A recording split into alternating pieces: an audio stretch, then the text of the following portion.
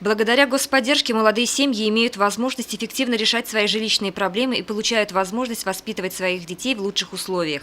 Накануне счастливыми обладателями жилищных сертификатов стали 8 сибайских семей, которые приняли участие в республиканской программе государственной поддержки молодых семей, нуждающихся в улучшении жилищных условий на 2011-2015 годы, и дети у которых родились или были усыновлены до 31 декабря 2015 года включительно.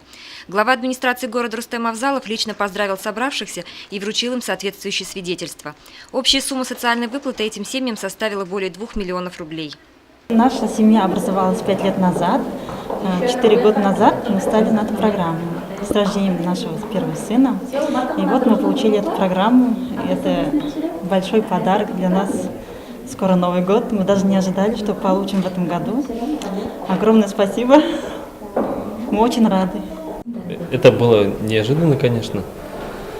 И в связи с этим хотелось бы выразить огромное спасибо администрации городского округа, конечно же, правительству нашему. И это колоссальная помощь, я бы сказал. Это, как сказать, вот, то, что нужно, наверное. Да? Это большой плюс семьи, конечно же.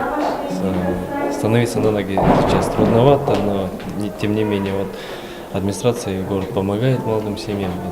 Я считаю, это здорово. Это так и надо делать, и поэтому огромное спасибо. Данная соцвыплата предоставляется молодым семьям за счет средств республиканского бюджета на погашение основной суммы долга и уплату процентов по договору об улучшении жилищных условий, за исключением иных процентов, штрафов, комиссии и пени за просрочку исполнения обязательств по указанному договору. На сегодняшний день в списке молодых семей на предоставление такой выплаты по случаю рождения или усыновления ребенка состоят еще 80 семей. Ирина Оренбургина, Радмир Исенгулов, Любовь Карпова, телекомпания СТВ.